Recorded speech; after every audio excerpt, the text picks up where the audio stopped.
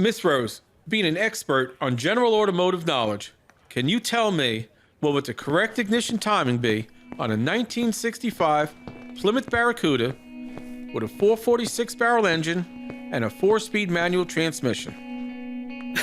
That's a question. Does that mean you can't answer it? It's a question. It's impossible to answer. Impossible because you don't know the answer. Nobody could answer that question. Your Honor, I move to disqualify Miss Rose as an expert witness. Can you answer the question? No, it is a trick question. Why is it a trick question?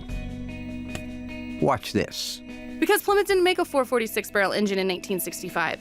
The 446 barrel engine didn't come out until mid-year 1969. And they didn't offer it in the CUDA until 1970. However, in 1970, the correct ignition timing would be 5 degrees before top dead center.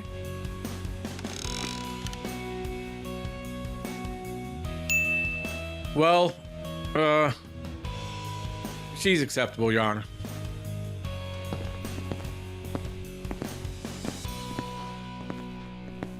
They're coming to get you, Barbara. This week, the Ghouls are overbooked at SEMA 2019.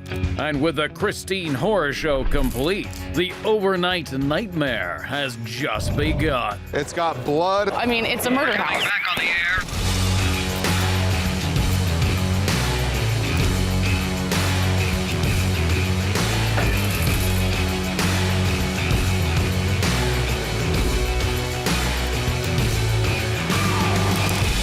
The unburied dead are coming back to life. So as everybody knows, last year at the Mopar reveal, 4:26 p.m., they unveiled the 1,000 horsepower all-aluminum third generation 426 Hemi. After revealing it, they gave it to yours truly. On the way back from SEMA, and I choose to drive. It has nothing to do with, well, truthfully, you want to break me down? You want to say, is this like Rocky out on the beach with Adrian and she broke him down and made him say he was afraid? I'm afraid to fly. I don't want to fly. I'm going to be the last man on earth because I'm the last one that flies. When you think about the fact that 1 year ago, I was given the engine, figured out what to put the engine in. Christine, 1958 Plymouth Fury, even though it started life as a Belvedere, made it into a Fury, right? Because of the movie. Christine. Very good. So we had just a little under 12 months to get the car completely restored and presentable for the Mopar booth, which we did. A lot of work went into Christine because it was a car we hadn't done before. So and you can't just order parts for it. So by the time, the parts got here, get the body and paint done, Mark's starting this build 6 months late. We decided to wait 8. But when you look at what we actually got done, well, first of all, I have a lot of things that I have to do in the springtime. Like drive back from Vegas. Yes, I had the idea for the Hemi. Yes, I had the idea for Christine. All of these things come out of my brain, okay? They don't just fly around and I just decide which one. I got to come up with this stuff. So equally, there is a lot of coordinating.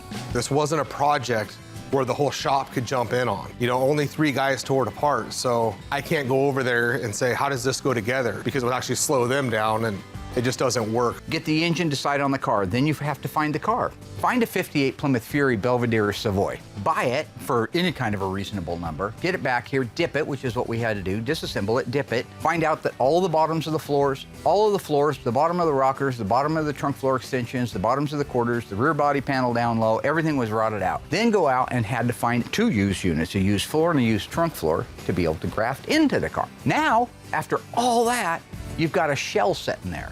It's not that he forgets. He's getting older. So he doesn't remember 2 days ago. He doesn't remember 4 months ago. So he forgets all the hours that the body guys, the metal guys, the paint guys, we were all here putting in on the car.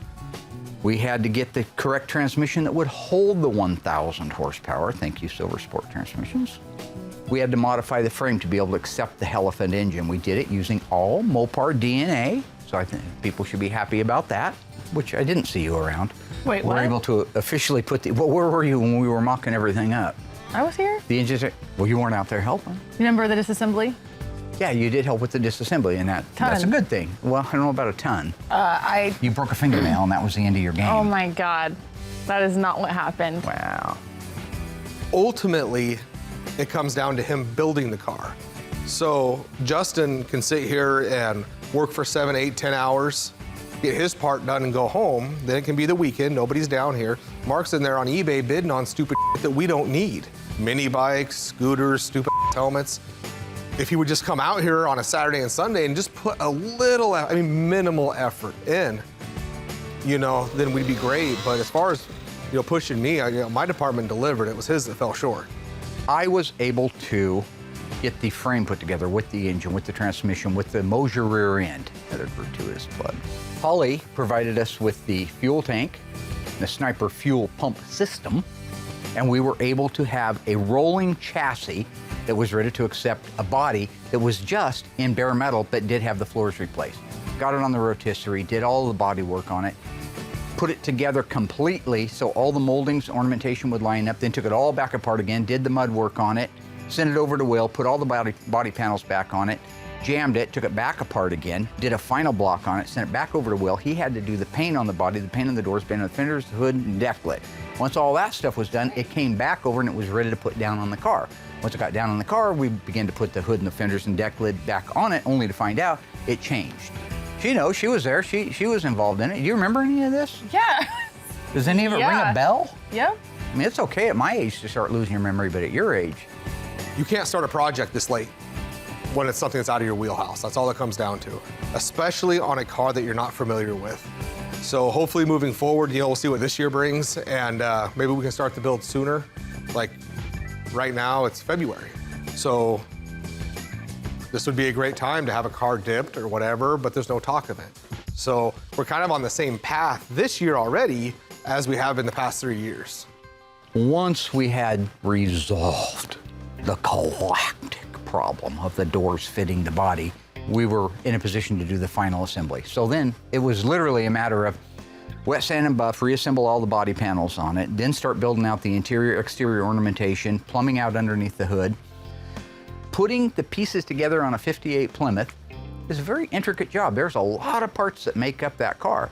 Everything was behind. The car came out great. Even though we got it about 95% done for SEMA, it was just a very challenging build, but all in all, the car, I couldn't be happier with the way it came out. It was supposed to be picked up on Friday. At midnight, we were out there loading it up on Saturday. Sunday morning at 6 o'clock in the morning, I took off and headed for Las Vegas. I passed a guy on the freeway, hauling the car down there. I don't ever stop. I get to the show, and the first thing I do when I get to the show in Las Vegas, I go check in at my motel, and I ran over to the Mopar booth to let him know that any time that car was gonna be here. The car was already there. How is that humanly possible? I passed him. That's not cool. I don't know how he got there faster than me, but he beat me by, I'm gonna guess 2 hours to get unloaded and get the car inside. But the bottom line is, the car made it to the show on time.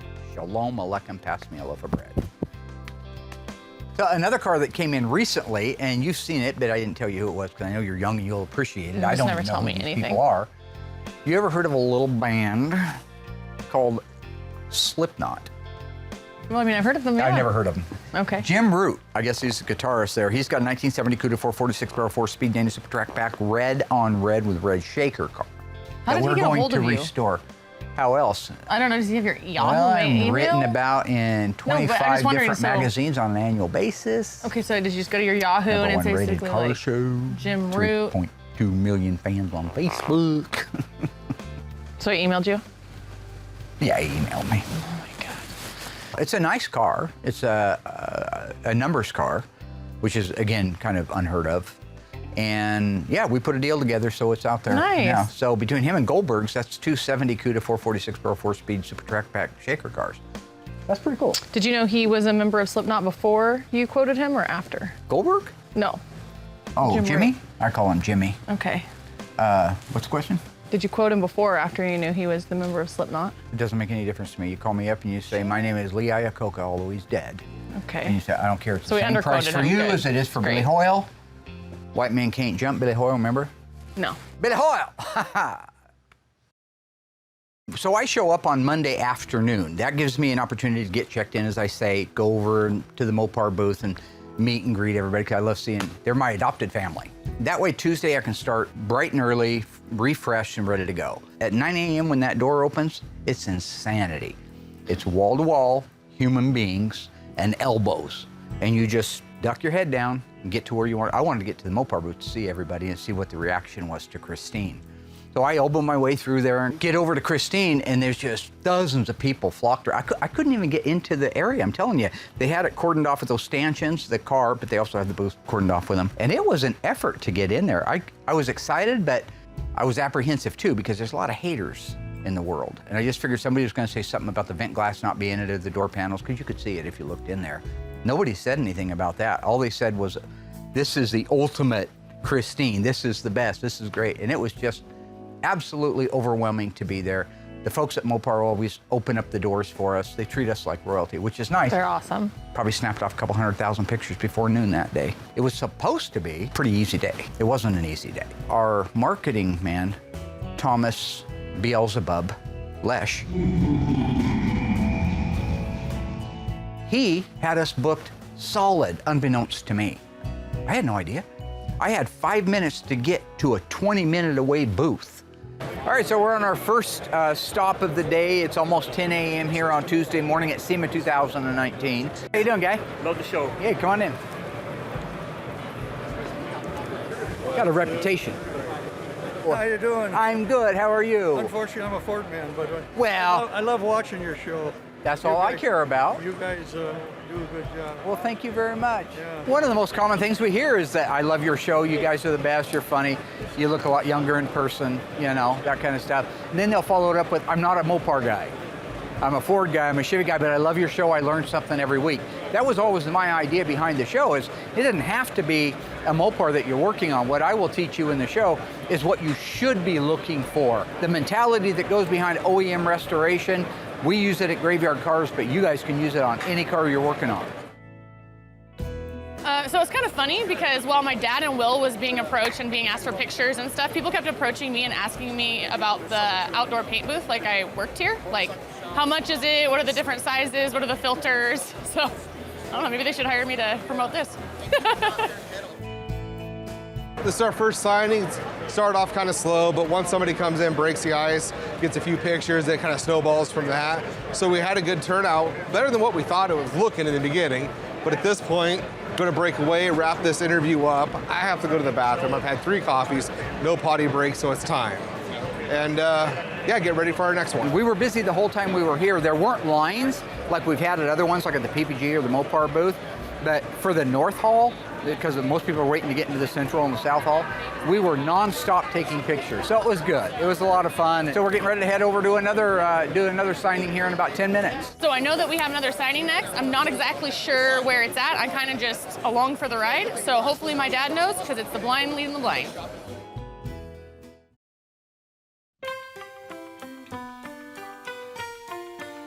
When I was younger, I thought SEMA was something you go to have fun if you could get in.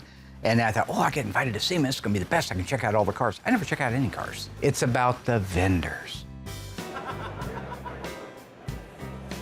That's I Spy. Remember Eddie Murphy is Ganda. I'm sorry, what am I doing? Okay. So I'll be careful with what I scream out. We call these career killers.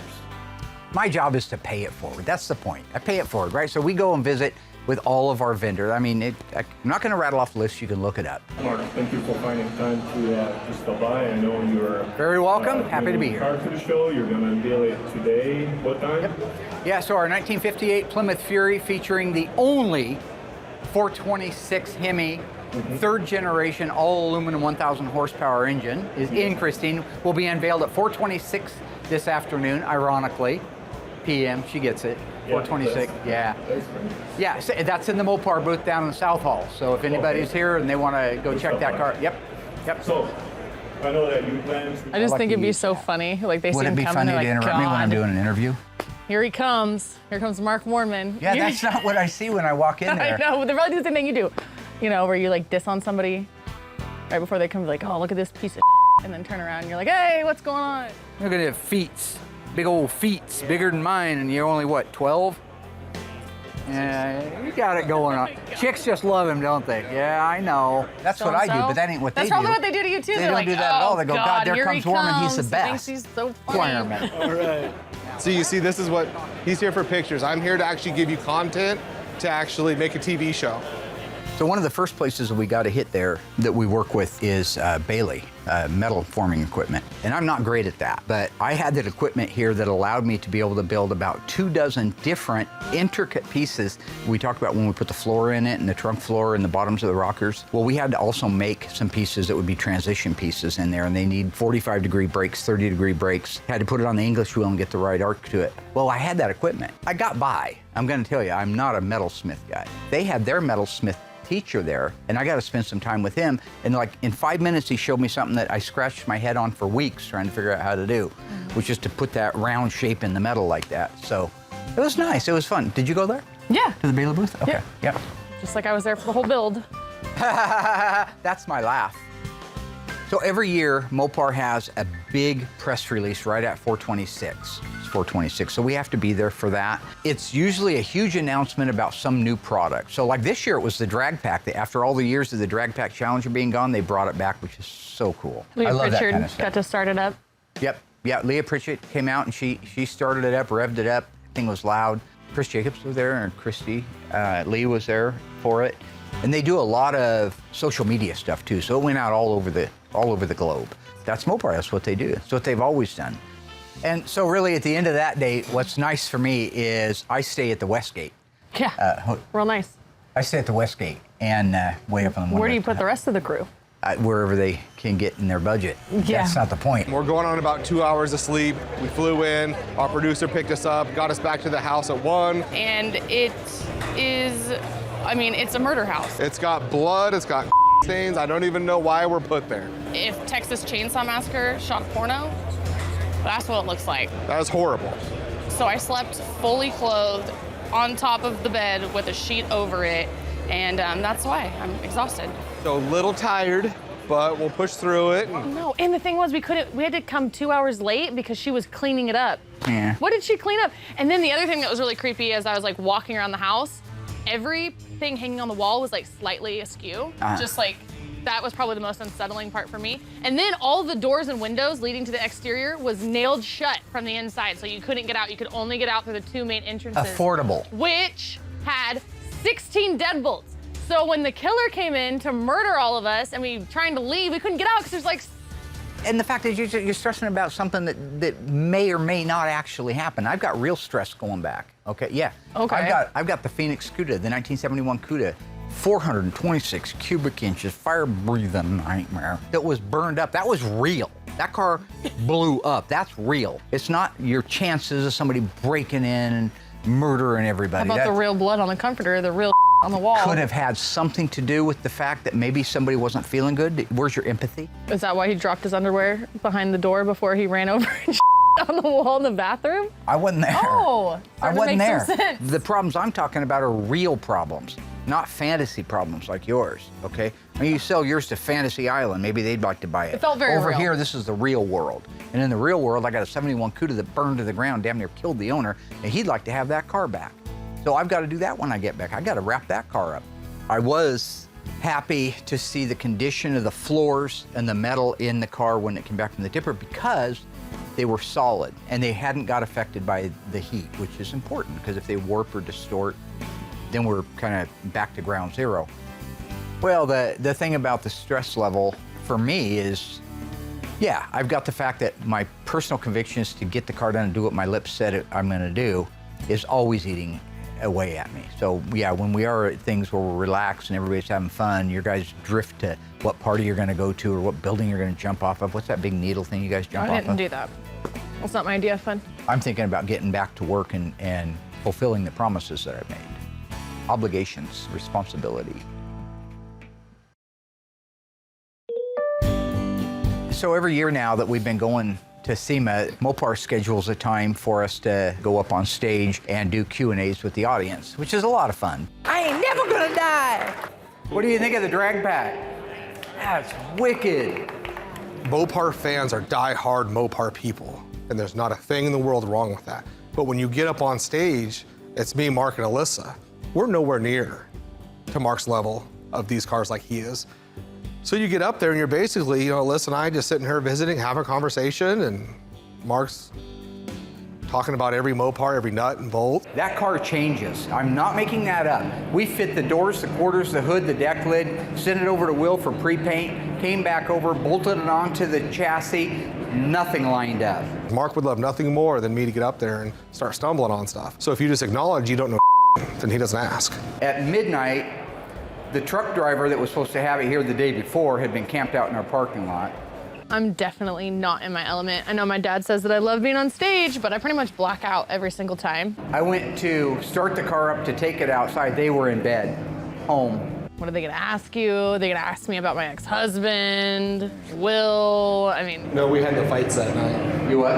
No, we had the fights at my house that night. Oh, yeah, okay. They were engaged otherwise. Then Alyssa just sits there and sweats. She gets nervous. I was down there sweating with cousin Dougie, you know, my whacked out cousin. We were down there midnight, hit the key, starts up, dies.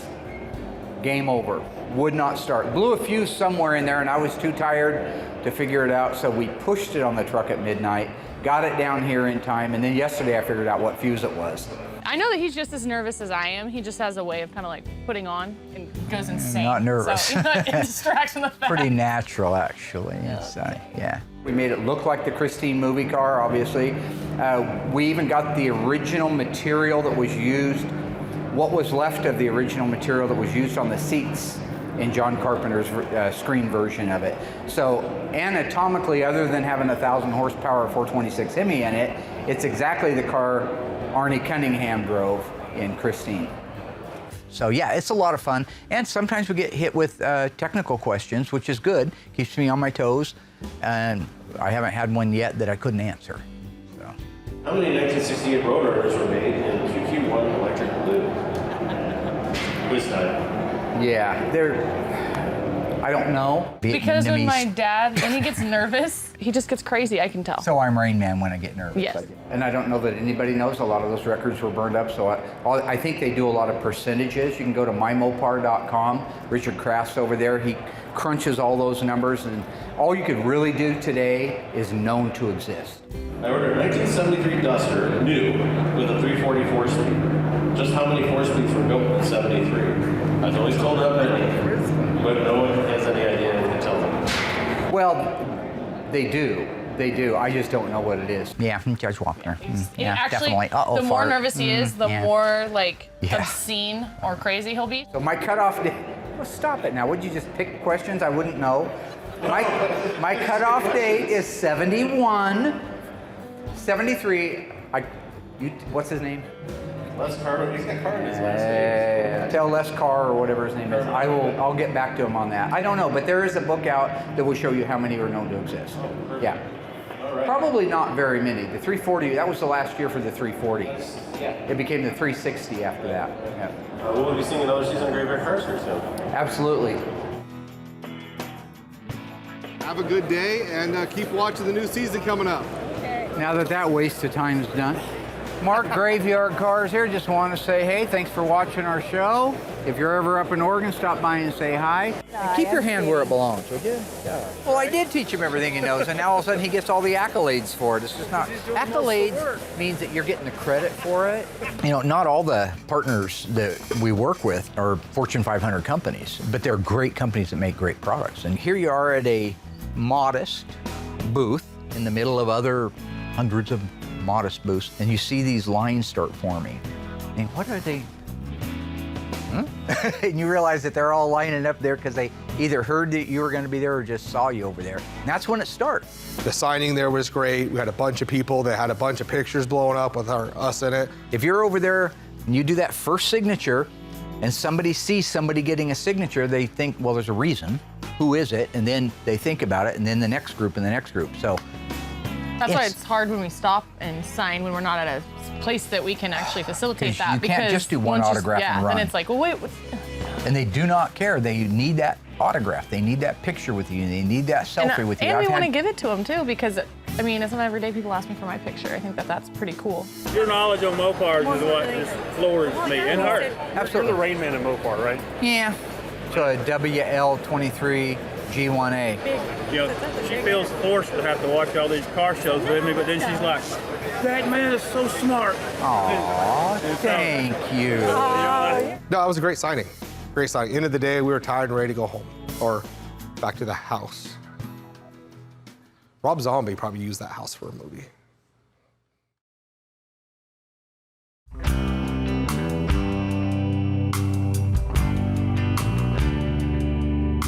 Everybody's got great booths down there, but I mean, I love their creativity over there. They really put on, every year's a different theme. So like this year was, I think it was street graffiti kind of thing. They always go way over the top too. This year was all lowrider, old school stuff, which I absolutely love doing. So I thoroughly love going to that one.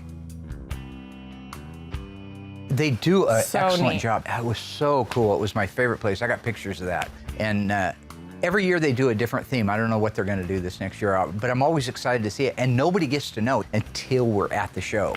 So yeah, it's one of our favorites, and people really line up. This year they were lined up all the way down one hall and back around another one. And we're set to sign autographs for an hour, but a lot of times we're there for an hour and a half. Now come on in, doll. How you doing? I'm Yes, doing you great. are. You're my favorite. Thank you. Will's Well, not. you No, guys are rubbish. People come just to check out the set, because that's basically what it is. Well, It's they're like a coming set. for us, and then they see how cool the set is, yes. Awesome. Thank you. That's by my daughters. Hey, it's okay. I It's appreciate okay. it. Would you like? Got it? Nice, nice. Come on in. Take two, John. Take two, Johnny. All right. Nice meeting Good to see you, man. buddy. Love Yeah. the show. Love You- the show. Thank you very much. Would you like one? Oh. No, it would be great to have seen Christine over in the booth because I'm just as proud of the body and the paint work that was done on the car. And that's a hard car to do. So don't think for a second it's easy. But it could have gone toe-to-toe with any of the cars in the booth there. But they're the best in the world that are over at their booth with their paint work, and it's amazing. It is. If you want to be humble, just take a minute and look at some of the names that have won the Riddler Awards that are in the same booth that you're in. And you say, wow, when I was a kid building models, I never imagined that I'd have a model car built after a car that I built, or an article written about it. So, yeah. Well, we have fun, and I play the shtick, the Michael Scott, David Brent thing. I am humble. That's the truth. So again, I gotta say, one of the nicest things in the world is when that show is over and everybody's Whatever. done chanting your name, like they say at Rocky, when all the crowds dissipate and they're done chanting your name. You know what's I go humbling? up to floor number 35, and I go in there, and it's just this really cool little V shape, right? And What are we talking about? talking about the toilet paper in my room. Okay. And you do your I don't know business, what's and you go to the happening. show. You come back, and the little V's back again. And there's a canny. They put a little candy man on your pillow. So You know what's humbling? After everybody knows our name and getting Yeah, pictures and shouting at- everything, yeah, and you feel so great. You're like, Yeah. oh wow, that's awesome. And then you must go be back really to this hole of an Airbnb, and then you know right away, affordable. pretty much. Affordable. yeah, great. couldn't even Snapchat, couldn't even Instagram from there. It was so bad. No Snapchat. No. No. So anyways, no internet. this They charge 2020 extra for is gonna internet. be different, okay? I'm You know not what they gonna said do when I that. asked? Go outside.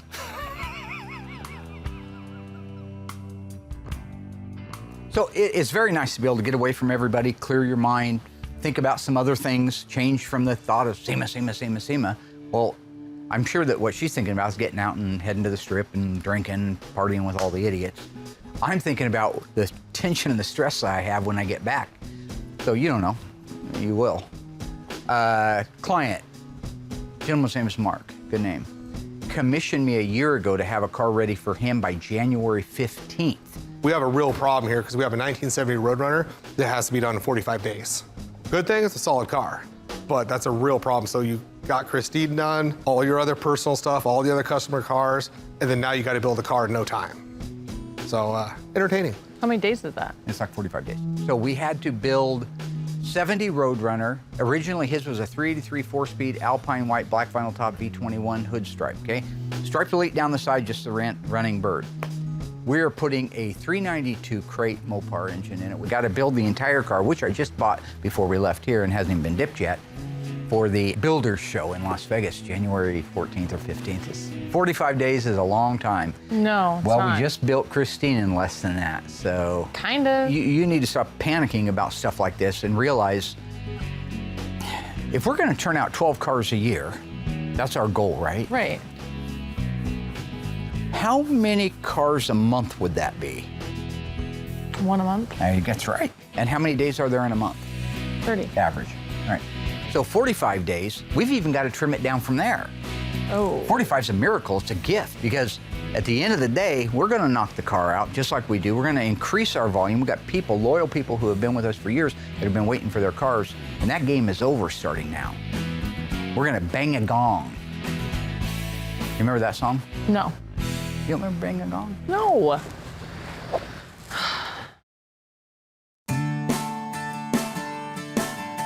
So it's day 3. It's our last day of obligations for signing, but it's a blur. So asking me to remember, hey, what was day 3 of SEMA like, you know? I just remember certain parts of it, not so much the signings.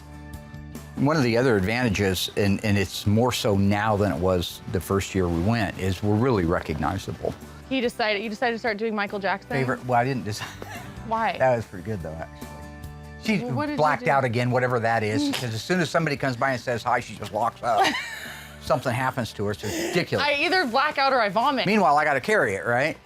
It's so amazing to me how many people, this is gospel. And you may want to keep me down, hold me down, beat me down, put me down, but you got to admit, how many people come up and say, dance? Oh, he's precious.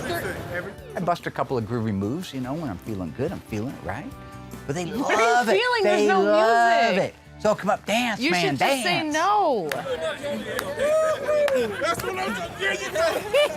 Go ahead, Mark. Go ahead. But you know what that looks like? Like I'm helping my fans out? Like I'm trying to be nice? There's no music. He's just like No, you don't he's need like it. a You just parrot give or it the beat. something. And then so one dude says, do your Michael Jackson. I went out in the aisle and I busted a couple moves. And you know, everybody's clapping around. Go, Mark. Go, Mark. Go, Mark. Basically go, a Mark. flashback to my 8th grade dance. It's crazy, Last man. time I went to a dance. It's crazy. When he chaperoned it. People, pretty much yeah, I happened. did the same thing there too. But yeah, it's the worst. Yeah. So yeah, I did black out.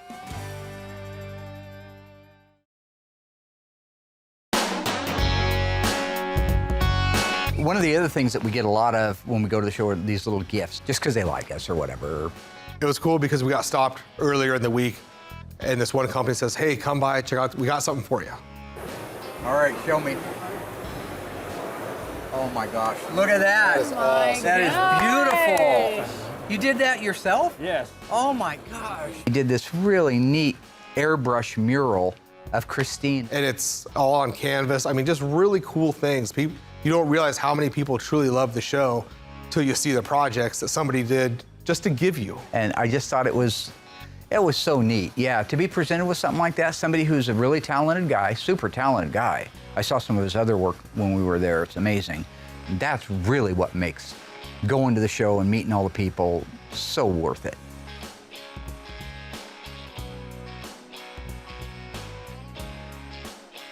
We're at the Kaiser booth on day 3, and probably 15 feet across from us, there's these two supermodels promoting whatever they're promoting.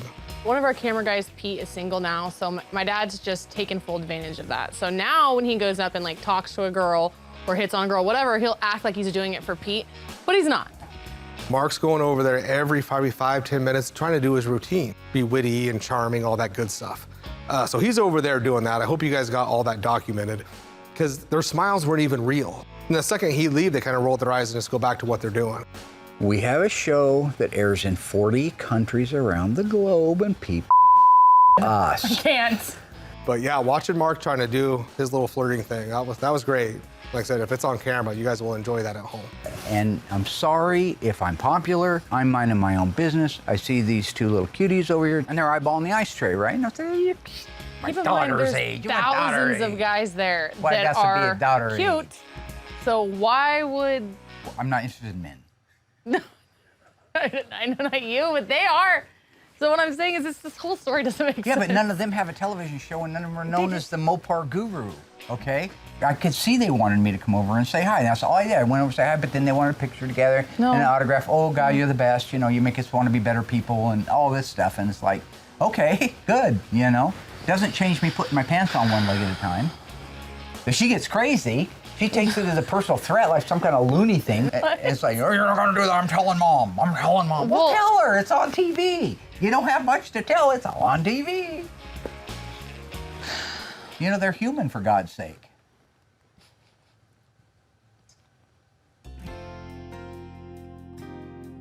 Thursday was the last day that we were officially there. The show runs through Friday, but typically a lot of people start rolling up on Thursday, so we had to run. Even on the last day, we were exhausted. We had a meet and greet over at the Mopar booth, and then I was reminded, as we were 10 minutes over signing, because people were still coming in, that we had to go over to the Motor Trend booth because they wanted to do a thing with Chris Jacobs and have us up on stage. So we got to go do that, but we had to run from one hall to the other. Yeah, so if you don't remember, DL, I go, oh my gosh, look it, we're gonna be on stage for the Motor Trend. Like, I don't wanna do it, I'm not gonna go. And you're like, you have to go. So you reassured me and said, what's the worst that could happen? And I was like, you're right, what's the worst that could happen? The worst happened. I get up there and Chris Jacobs asked me about the build on Christine. I just black out and laugh. That's all I do. I just laugh. Listen, can you please tell us about the project with the Hellfin motor in it? My dad, thank God he was there, grabbed the microphone and like started talking about Christine. But there was like a moment where Chris and I like locked eyes and he was looking at me like, please, like, what's wrong with you? Yeah, like, and I was like, yeah. I don't know. But who came? Ice Daddy. Ice Daddy came. So basically the worst happened. Yeah. Ice Daddy. That's probably my biggest regret. It was the worst. Yeah. It was so bad. That was embarrassing. It was. Yeah. And that was kind of a fun one because they gave us a microphone. I asked people for our car show, the Buffalo Motorama, who they like to see come to the show, and Mark is one of the top people that they say. That's all I'm saying. That's all you're saying. Was it like a really small group of people you asked? It was like 3 people. My mom was one. Like a 10-person test group or something? To find out in that huge line of people who's more of a Will fan or a Mark fan. Thank you so much. Hey. Welcome. Did you get one of these? Oh, there we go. Oh, yeah. You want just the one-on-one? What am I? You're the best. But you had to, that's like second. You're the best, too. Two. Also, not like the number 2. Also, thank you, dear. And it comes to find out, you know, most of our fans prefer me over Mark. So that was nice to get in real time. Who's your favorite between the 3 of us? Be honest. I kind of like Dougie. Oh, good That's answer. the best answer. I love That's a safe it. answer. Don't tell him. I love it. So the Charger Daytona, that car was a borderline survivor, meaning that Tony came out, we had him on the show, and we talked about what do we do with the car. The owner wants it restored. That was why it was here. But I wanted Tony's feedback. I wanted his input on it. I didn't want to do something sinful. I didn't want to restore a car that everybody says, oh my gosh, why did you do this? You've ruined it because it can only be original once. So Original, beautiful Survivor Daytona, the one I did not want to restore at all. It's only a Survivor once. I'm very firm about it. You have a running, driving, original Daytona that looks good, you leave it. Tony and I looked at the car, and at the end of the day, he says, if it was my car, I wouldn't restore it. I'd fix this seat, I'd fix this, I'd put a piece of carpet in here and touch it up. And that's what people do with Survivor cars. But the owner has seen that car like that since the day it was new. He bought it brand new. He went to his high school senior prom in the car. I mean, he has had this car his whole life, so he's seen it a flat orange where the paint goes dead on it and the tears in the seat. So he's ready to see it brand new again, like it was the day he bought it. So that's why the decision was made. It's a numbers matching car, 440 automatic. It's one of 503 Daytonas ever built. And so, yeah, it's a very rare car, very desirable. And how often do you see somebody who is the original owner of a car and still has it? Now I finished this car, because it's right over here, and delivered it to Justin 4 months ago. So with all of our other priorities, we do have a beautiful Daytona coming up to be assembled, and will be great TV also. But my job, like Christine, has been done way ahead of time. So if there's issues on when it got done, that's not my problem. It's been sitting here, literally right here. It's always nice when Las Vegas is in my rearview mirror. It's a big show, but it's so much stress to get to it, to please everybody, and you never really can 100% do it. But you are so exhausted. You are flat out. It's nice when it's over. But like I said earlier, we got to get back to all the cars that are here that need to be worked on, that have deadlines on them. Christine still needs some work, so I'm going to have to keep doing, I got to get the doors glass and vent frames in it. We haven't had a chance to take it out and go on a nice long drive with it. We got to get some driving footage with it, but it's a beautiful car. And it's about as right as I could have made it in my time. So it was a successful year when you think about getting that car to SEMA and making it on time and still being able to produce the cars that we produce throughout the year. So yeah, we do an awful lot with an awful little group. So over the last year, and this is 100% honest, Mark's changed it up a little bit. And it's the direction I feel we need to go in. He's given us some pretty tough deadlines. And that's something that we need to stick with. So this past year, we've found ourselves a lot of times working some pretty late shifts and busting some cars out. So I definitely love the direction Mark's going with giving us some harsh deadlines, just getting a little pushback from my guys. But all in all, last year was really good and I enjoyed it. So while we do have our Las Vegas SEMA trip in the rearview mirror, we have a lot ahead of us. So don't forget, we've got Tony D'Agostino, the Sandwich Man's, Cindy D'Agostino's 1970 Dodge Challenger RT 440 automatic air conditioning car that we have to have done. We got some good stuff coming up. I know there's some band, and I'm sure I'll get blasted somewhere for it, called Slipknot. We got his car here. I don't know whose. I guess it's a big deal. I don't know. I think it's angry music. I'm not an angry guy. It doesn't really fit my vibe. But we got some big cars, big builds, big celebrities. So I'm looking forward to this next year and see what we can put out. We have Mark's 1970 Roadrunner, 392 crate engine with 6-speed Silver Sport transmission, white with a V21 hood. We have our 1969 Dodge Charger Daytona, Hemi orange, just coming out of the paint shop. We have our blue 1969 GTX that gentleman's been very, very patient. We're getting ready to reveal that very soon. And of course, Jim Root's car, the 1970 Cuda. And that's a small list of the cars that we have. We have a lot more than that out there. Yeah. Right? What's the other car? Give me one car. Just give me one. Give me any. 71 Cuda. 71 Cuda. Good guess. You can't go wrong with that. We have 8 of them. Right's right. Were you talking The about? Phoenix Cuda. Were you talking about Mountainburgs? You're talking about the Phoenix Cuda? Yeah. Yeah, we got the Phoenix That's Cuda. one of 8 of them. One of 8 made? I don't Really? know. Did they cut the production number down? Did Marty McFly show up and change history? No. One of 8, you're thinking of the 1971 Cuda 343 speed, plum crazy white top, white interior. That's the one I meant. The one out in their assembly room. I know it is. So don't try to. All right. Let me take this chair too. Bye.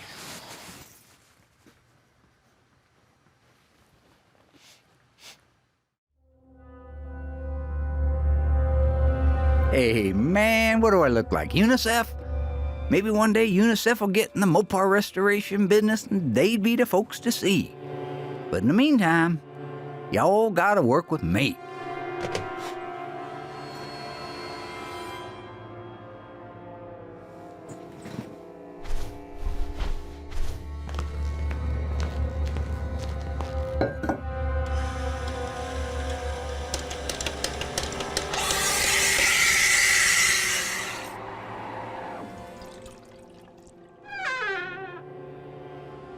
Hello?